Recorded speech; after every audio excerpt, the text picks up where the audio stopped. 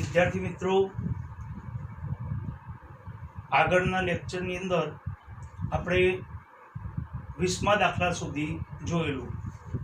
હવે 21મા દાખલાથી આપણે શરૂઆત કરીએ. 21મા દાખલાની રકમ આ રીતે છે: એક જથ્થો 144 બોલપેન ધરાવે છે. તેમાંથી 20 ખામીવાળી છે અને બાકીની સારી છે. જો પેન સારી હશે તો નૂરી પેન ખરીદશે, અને જો ખામીવાળી હશે તો નૂરી પેન ખરીદશે નહીં. હવે દુકાનદાર એમાંથી યાદચ્છિક રીતે એક પેન બહાર કાઢે છે. નૂરી પેન ખરીદે એની સંભાવના કેટલી, અને નૂરી પેન ખરીદશે નહીં એની સંભાવના કેટલી? આ બે ઘટનાની આપણે સંભાવના શોધવાની છે. અહીં મિત્રો બોલપેનની કુલ સંખ્યા કેટલી છે? 144. એટલે પ્રયોગના કુલ પરિણામોની સંખ્યા થશે 144.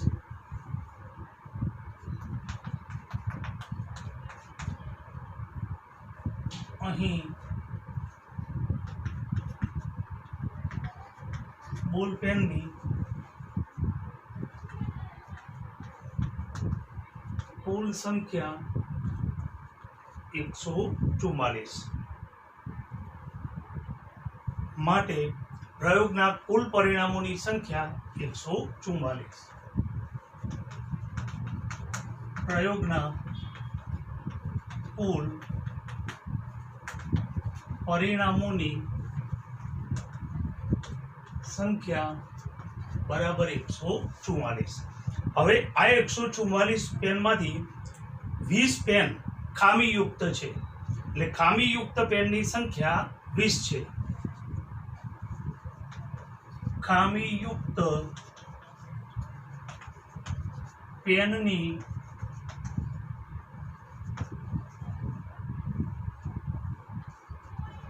સંખ્યા 20 છે. માટે ખામી વગરની એટલે કે સારી પેનની સંખ્યા કેટલી થાય? 144 માંથી 20 બાદ કરો એટલે 124. માટે ખામી વગરની એટલે કે સારી પેનની સંખ્યા બરાબર 144 માઇનસ 20. 144 માઇનસ 20 બરાબર કેટલી થશે? 124. હવે આપણે અહીં બે ઘટનાની સંભાવના શોધવાની છે. નૂરી પેન ખરીદશે અથવા નૂરી પેન નહીં ખરીદે એની આપણે સંભાવના શોધવાની છે. પહેલું, ધારો કે ઘટના એ નૂરી પેન ખરીદશે.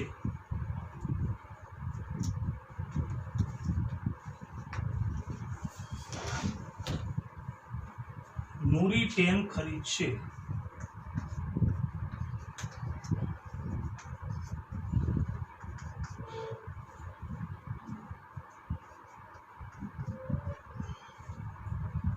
હવે નૂરી કેવી પેન ખરીદે છે? જે ખામી વગરની હોય, એટલે કે સારી પેન હોય એવી પેન નૂરી ખરીદે છે. અહીં ખામી વગરની પેનની સંખ્યા કેટલી છે? 144. માટે ઘટના એ ઉદ્ભવવા માટેના પરિણામોની સંખ્યા કેટલી થશે? 124. ખામી વગરની પેનની સંખ્યા 124 છે. માટે ઘટના એ ઉદ્ભવવા માટેના પરિણામોની સંખ્યા 124. ઘટના એ ઉદ્ભવવાના પરિણામોની સંખ્યા બરાબર 124. હવે ઘટના એની સંભાવના. ઘટના એની સંભાવના P ઓફ A બરાબર ઘટના એ ઉદ્ભવવા માટેના પરિણામોની સંખ્યા 124 ભાગ્યા કુલ પરિણામોની સંખ્યા 144. અહીં 2 વડે પણ ભાગ ચાલે અને 2 વડે ચાલે એટલે 4 વડે પણ ભાગ ચાલે. તો ચલો આપણે સીધો 4 વડે ભાગ ચલાવીએ. 4 તરી 12 અને 4 એકા 4 એટલે ઉપર આવશે 31. અહીંયા 4 વડે ભાગ ચલાવીએ, 4 તરી 12, 2 વધ્યા, 4 6 24 એટલે નીચે આવશે 36. માટે ઘટના એની સંભાવના P of A બરાબર 31/36. હવે બીજું છે એને આપણે ઘટના બી તરીકે લઈએ. ધારો કે ઘટના બી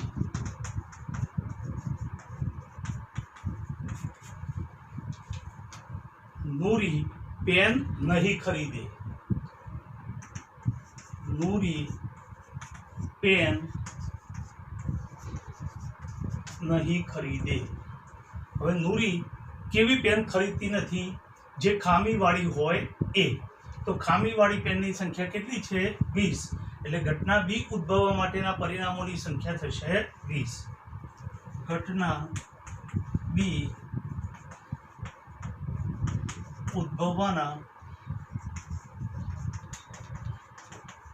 પરિણામોની સંખ્યા બરાબર 20. હવે ઘટના બીની સંભાવના. ઘટના બીની સંભાવના P of B બરાબર ઘટના બી ઉદ્ભવવા માટેના પરિણામોની સંખ્યા 20 અને ભાગ્યા કુલ પરિણામોની સંખ્યા 144. હવે અહીં પણ આપણે 4 વડે ભાગ ચલાવીએ, 4 પંચા 20 અને 144 ને આપણે 4 વડે હમણાં હાલ જ ભાગ ચલાવ્યો, કેટલા આવે હતા? 36. એટલે ઘટના બીની સંભાવના P of B બરાબર 5/36.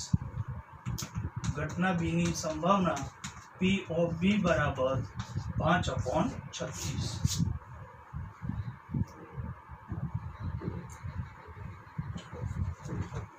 પછી આગળનો દાખલો છે,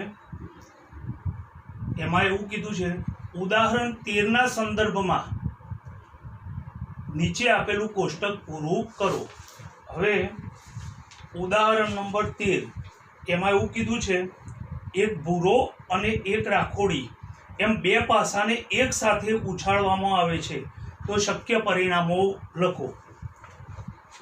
મિત્રો આપણે પાસા ઉપર આગળ જોયું હતું એ પ્રમાણે કુલ કેટલી સપાટીઓ હોય? 6. પાસા ઉપર કુલ કેટલી સપાટીઓ હોય? 6. એટલે એક પાસાને આપણે ઉછાળીએ તો શક્ય પરિણામો કેટલા મળે? 6. હવે આપણે બે પાસાને ઉછાળીએ છીએ તો શક્ય પરિણામો કેટલા મળે? 6 × 6 બરાબર 36 પરિણામો મળે. બે પાસાને આપણે એક સાથે ઉછાળીએ તો 6 × 6 બરાબર 36 પરિણામો મળે. હવે એ 36 પરિણામો આપણને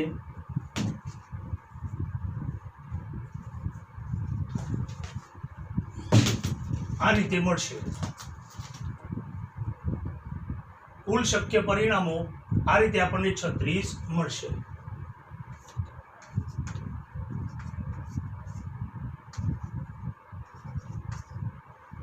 એક 1 1 2 1 3 1 4 1 5 1 6 એ રીતે 2 1 2 2 2 3 2 4 2 5 2 6 એમ કુલ આપણને કેટલા પરિણામો મળશે? 36.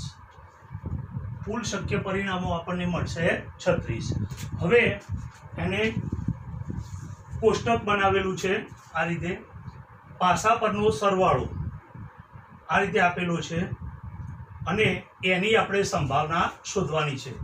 તો અહીં જુઓ મિત્રો, પાસા પરનો સરવાળો 2 થાય એની સંભાવના કેટલી થાય?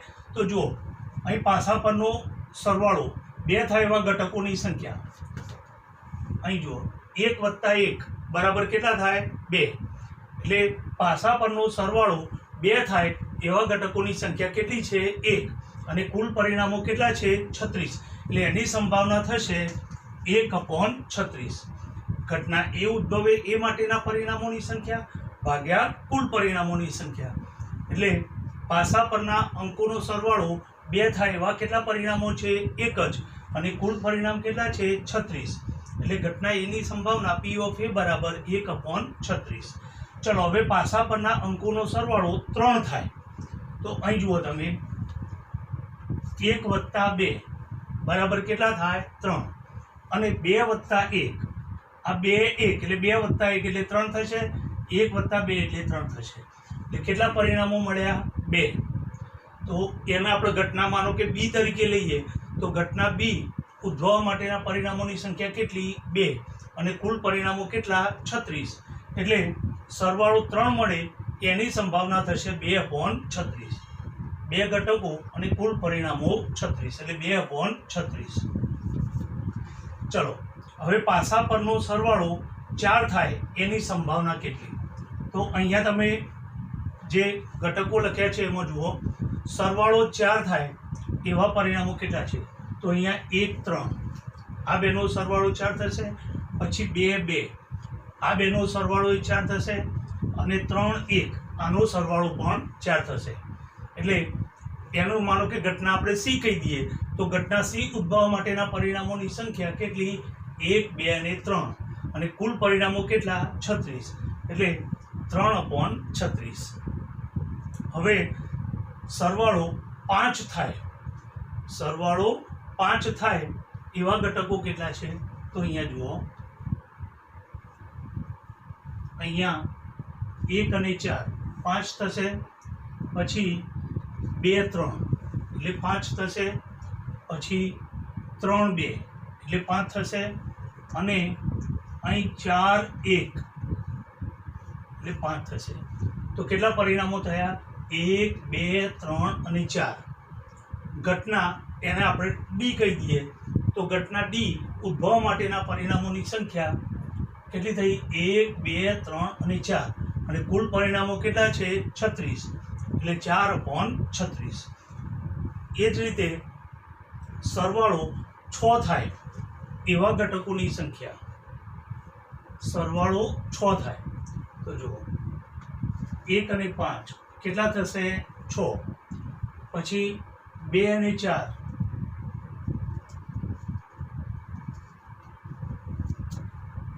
2 અને 4 6 થશે પછી આ 3 3 એટલે 6 થશે પછી 4 2 એટલે 6 થશે અને 5 1 એટલે 6 થશે તો કેટલા પરિણામો થાય 1 2 3 4 અને 5 એટલે એને આપણે ઘટના ઈ તરીકે લઈએ તો ઘટના ઈ ઉદ્ભવવા માટેના પરિણામો કેટલા થશે 5 અને કુલ પરિણામો 36 એટલે 5/36 આ રીતે દરેકની તમે જાતે સંભાવના શોધી શકો હવે એને પ્રશ્ન એ પૂછ્યો છે કે એક વિદ્યાર્થી દલીલ કરે છે કે 11 શક્ય પરિણામો આ રીતે આપણને આપેલા છે અને તેમાંના પ્રત્યેકની સંભાવના 1/11 છે પ્રત્યેકની સંભાવના 1/11 છે આ દલીલ સાથે તમે સહમત છો તો ના આ દલીલ સાથે સહમત નથી કારણ કે આ 11 સરવાળા સમાન નથી એટલે વિદ્યાર્થીની આ દલીલ સાથે અમે સહમત નથી કારણ કે આપેલા આ જે 11 સરવાળા છે એ સમાન નથી બરાબર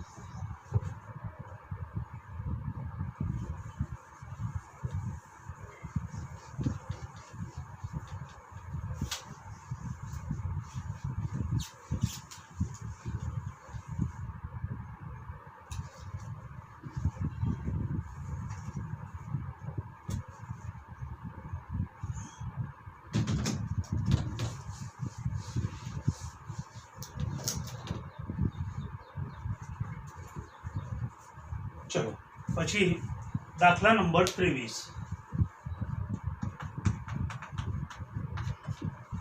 દાખલા નંબર 23ની રકમમાં આ રીતે આપેલું છે એક રમતમાં 1 રૂપિયાના સિક્કાને 3 વખત ઉછાળવાનો છે અને તેના પરિણામ દરેક વખતે નોંધવાના છે જો તમામ વખત ઉછાળતા સરખું પરિણામ મળે એટલે કે 3 છાપ અથવા 3 કાંટા તો હનીફ રમત જીતી જાય જો સરખું પરિણામ ન મળે તો હનીફ રમત હારે છે તો હનીફ રમત હારે તેની સંભાવનાની ગણતરી કરો.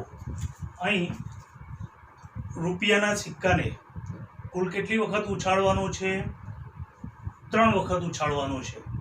હવે સિક્કાને આપણે 1 વખત ઉછાળીએ તો શક્ય 2 પરિણામો મળે, છાપ અથવા કાંટો. અહીં આપણે સિક્કાને કેટલી વખત ઉછાળીએ છીએ? 3 વખત.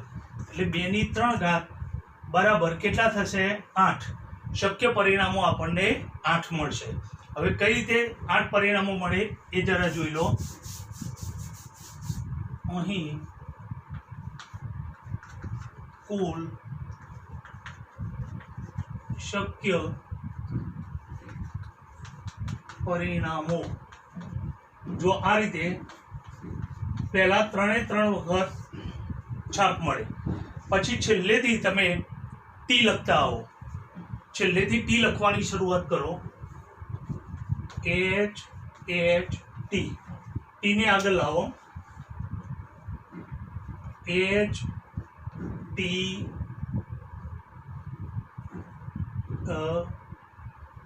ટીને આપણે આગળ લાવી દઈએ. H T H.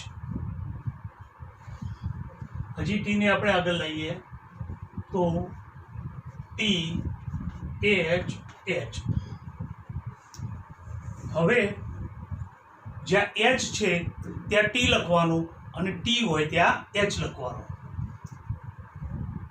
T T T, પછી T T H, T T H, પછી ટી H ટી, અને અહીંયા H ટી ટી. જો કુલ પરિણામો કેટલા થયા? 1 2 3 4 5 6 7 8. કુલ શક્ય પરિણામો થયા 8. હવે આને કીધું છે જુઓ, સરખું પરિણામ મળે એવા ઘટકો અહીંયા કેટલા છે? 2. સરખું પરિણામ મળે એવા ઘટકોની સંખ્યા કેટલી છે? 2. H H H અને T T T. આ બંનેની અંદર આપણને સરખું પરિણામ મળે છે. એટલે સરખું પરિણામ મળે એવા ઘટકોની સંખ્યા કેટલી છે? 2. સરખું પરિણામ હોય તેવા ઘટકોની સંખ્યા બરાબર 2. માટે સરખું પરિણામ ન હોય એવા ઘટકોની સંખ્યા કેટલી થાય? તો 8 માંથી આ 2 બાદ કરો એટલે કેટલી થશે? 6. સરખું પરિણામ ન હોય, સરખું પરિણામ ન હોય તેવા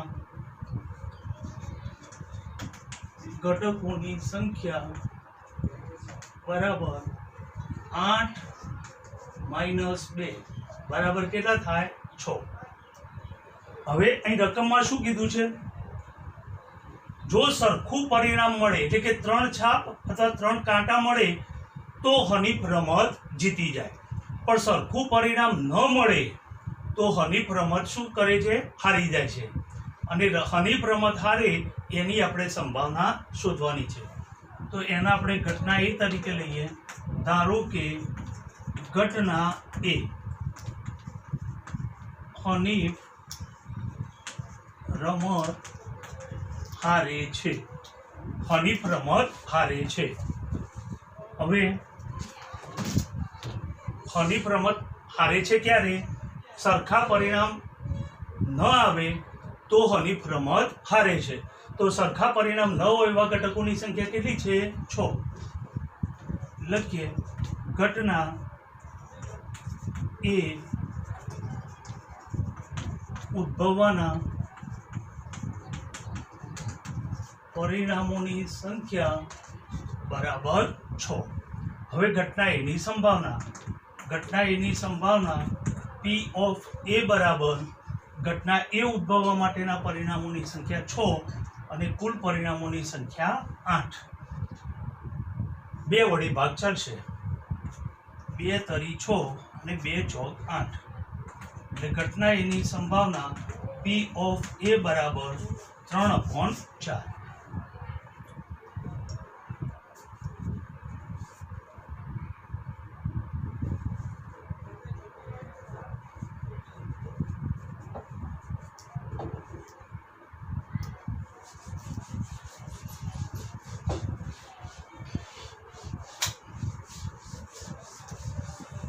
હવે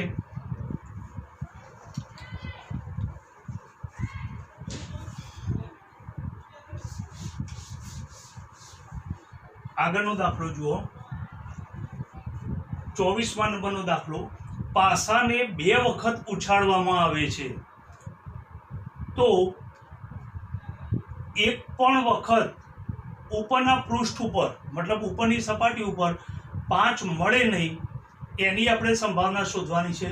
અને ઓછામાં ઓછો એક વખત પૃષ્ઠ ઉપર 5 મળે એની આપણે સંભાવના શોધવાની છે. મતલબ 2 ઘટનાઓની સંભાવના આપણે શોધવાની છે. ચલો,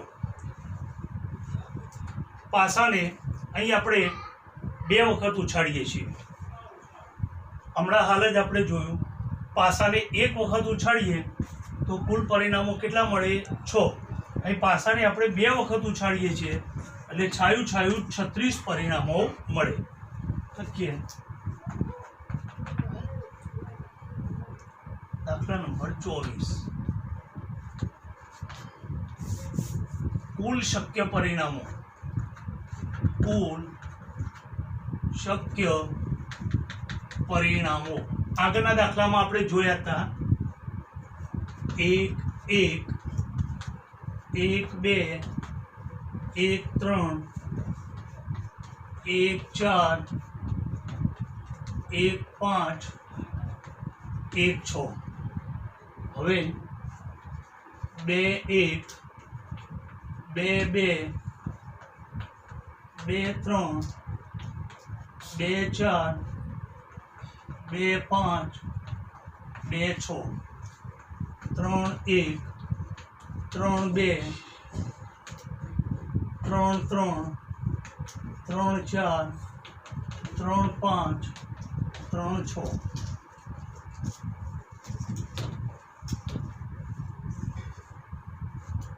ચાર 1 4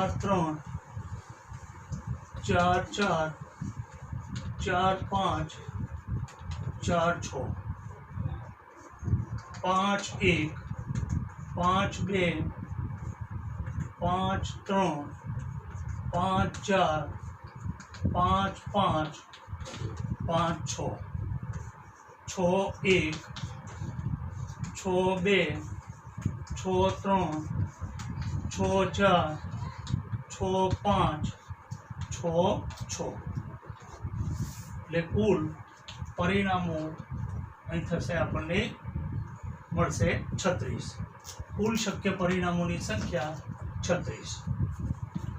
હવે આ પહેલું આપ્યું છે એને આપણે ઘટના એ તરીકે લઈએ.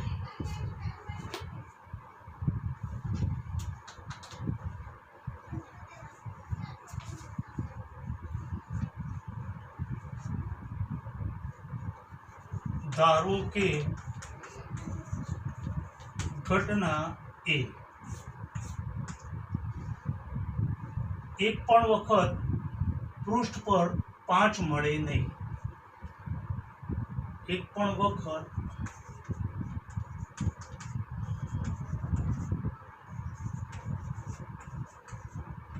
પૃષ્ઠ પર 5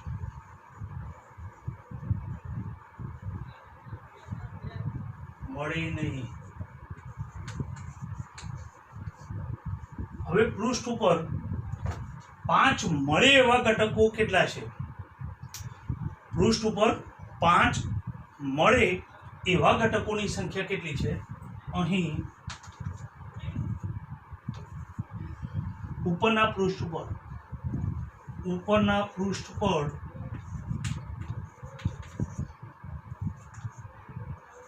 પાંચ મળે તેવા પરિણામો, પાંચ મળે એવા પરિણામો.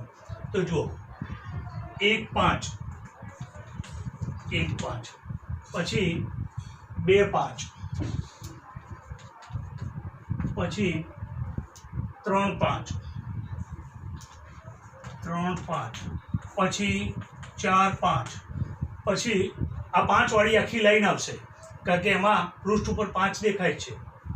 5 1, 5 2, 5 3, 5 4, 5 5, 5 6, અને અહીંયા 6 5, 6 5.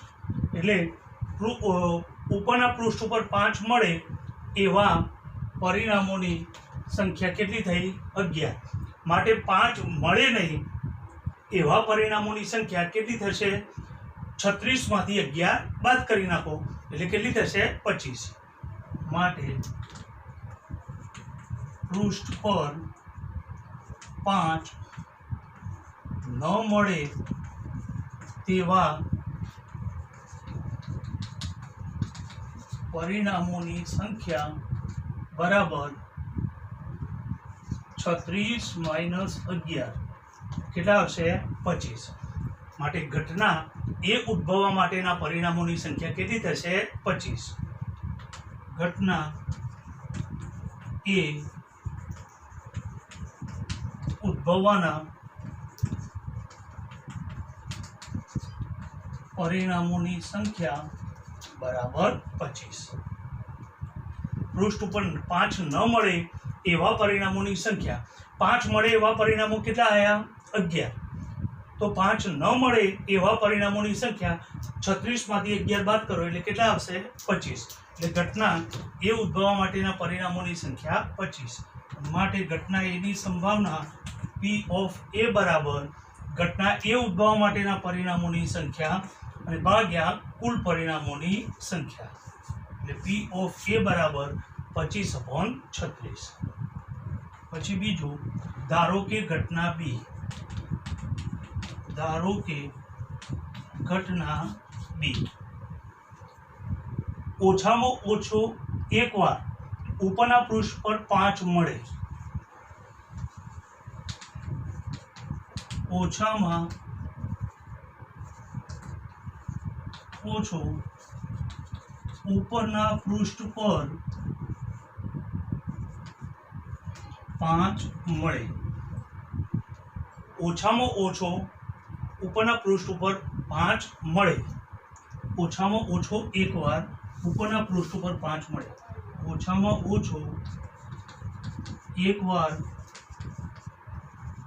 ઉપરના પૃષ્ઠ પર 5 મળે.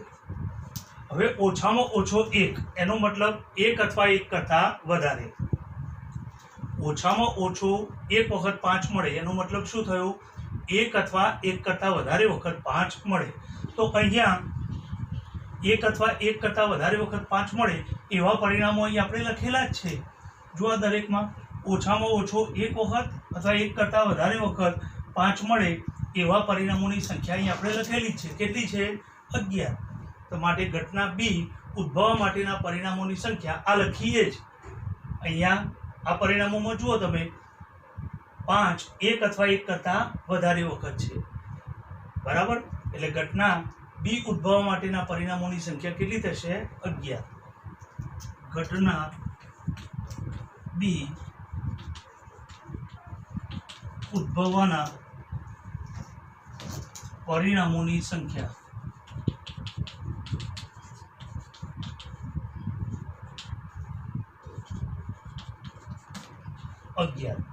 હવે ઘટના B ની સંભાવના, ઘટના B ની સંભાવના P ઓફ B બરાબર ઘટના B ઉદ્ભવવા માટેના પરિણામોની સંખ્યા ભાગ્યા કુલ પરિણામોની સંખ્યા. એટલે P ઓફ B બરાબર 11/36. આ રીતે આપણે અહીં પ્રકરણ પૂરું કરીએ છીએ. એક જે છેલ્લો દાખલો 25મા નંબરનો દાખલો બાકી છે એ તમને આપણે ગૃહ કાર્યમાં આપીએ છીએ, કઈ દલીલ સાચી છે અને કઈ દલીલ ખોટી છે એના માટે તમારે કારણ આપવાનું છે, અને એ અહીંયા તમે ભણી જ ગયા છો એટલે એ દાખલો તમને આવડશે. 25મો દાખલો તમારે ઘરેથી જાતે ગણી લેવાનો છે. એટલે આ રીતે આપણે અહીં આ પ્રકરણને પૂરું કરીએ છીએ. હવે તમારે આ પ્રકરણના જે ઉદાહરણ છે એ બધા ઉદાહરણ ગણી દેવાના છે, અને પછી આપણે આનો ટેસ્ટ લઈશું. આજે બધા ઉદાહરણ અને બધા દાખલા ગણી લેવાના છે. આવતીકાલે તમારો આ ચેપ્ટરનો 20 માર્ક અથવા 25 માર્કનો આપણે ટેસ્ટ લઈશું, અને પછી આપણે એની આન્સર કી મૂકીશું. એના ઉપરથી તમારે જાતે જ નક્કી કરી દેવાનું કે દરેક વિદ્યાર્થીએ કેટલા માર્ક્સ મેળવ્યા.